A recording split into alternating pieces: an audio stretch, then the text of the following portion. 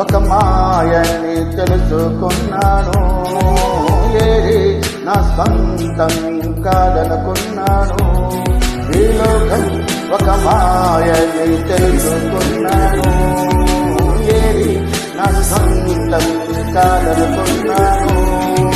తప్పిపోయిన కుమారుని నేనైతే నా కొరకై నిరీక్షించే తండ్రి నా యేసు.